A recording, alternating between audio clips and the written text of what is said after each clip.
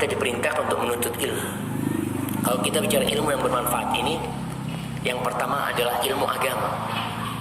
Karena ilmu agama ini yang membuat antum tahu yang halal dan yang haram.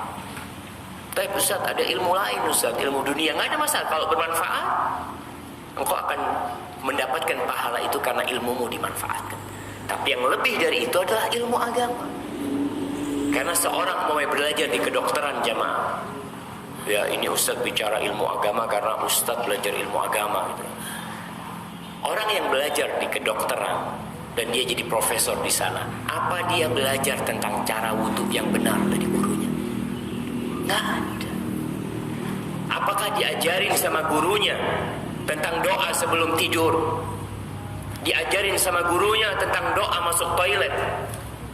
Diajarin sama gurunya doa berangkat ke masjid? Nggak ada. Yang dipelajari ilmu-ilmu umum. Taib itu bermanfaat, insya Allah kau akan mendapatkan pahala sesuai dengan manfaat yang diberikan ilmu itu. Tapi belajar agama.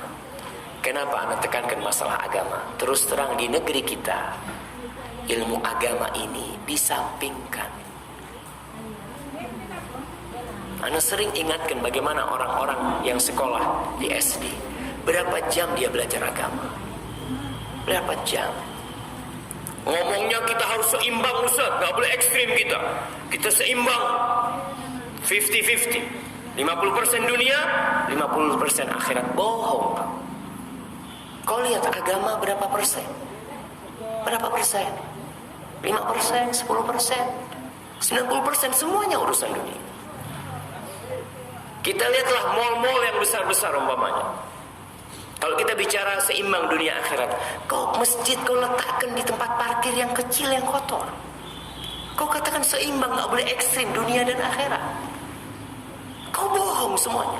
Banyak kebohongan yang kita lakukan dan kepalsuan dalam kehidupan ini. Tatkala kita berbicara harus seimbang, tapi kita tidak seimbang. Dan itu kata Allah Jalla Jalaluhu, bal tu'thirunal hayatad dunya. Tapi kalian lebih mementingkan kehidupan dunia.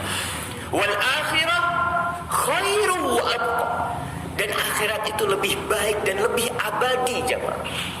Kalau kita berbicara lebih baik, kau seharusnya investasi itu. Kalau ada dua investasi, satu investasi yang menghasilkan 10 miliar, setelah itu putus, habis.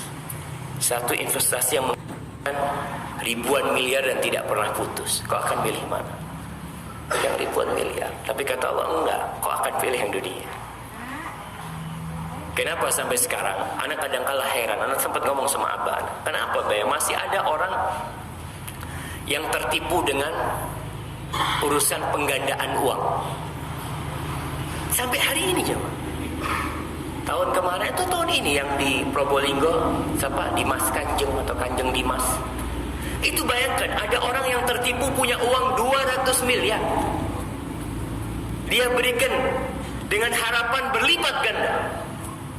Orang punya 200 miliar, Masya Allah. Antum gak punya 200 miliar kira-kira datang kajian ke sini? Hah? Kayaknya enggak lah. Betul ya, orang kalau duitnya semakin banyak semakin jauh dari masjid kadang-kadang. Nggak semuanya ya. Tapi realitanya kadang-kadang yang datang ke masjid itu yang susah-susah.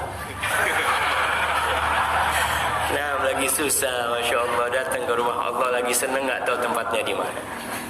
Tapi tadi itu kita berbicara investasi tentang ilmu yang bermanfaat jemaah, bahwa saya kita di sini dengan ilmu agama itu kita mempelajari itu tentang mana yang seharusnya kita amalkan. Makanya jangan disampingkan. Banyak orang tua yang masih menganggap remeh. Kalau panggil guru ngaji ke rumah privat, apa sama gajinya dengan guru matematika atau guru bahasa Inggris yang privat ke rumah? Sama jemaah. Ustaz nggak sama Ustaz. Ustaz kan harus zuhud. Nggak boleh cinta dunia Ustaz. 300.000 cukup lah Ustaz. Nah, kalau guru bahasa Inggris, Masya Allah. Dan itu terlihat jemaah. Benar-benar kita ini meremehkan masalah agama. Secara pendidikan formal dan secara pendidikan non formal. Kita untuk urusan agama kita tidak penting ya buat kita. Ada orang subhanallah sebulan tidak pernah datang kajian ke masjid. Dalam sebulan nggak pernah dia datang semua ikut kajian.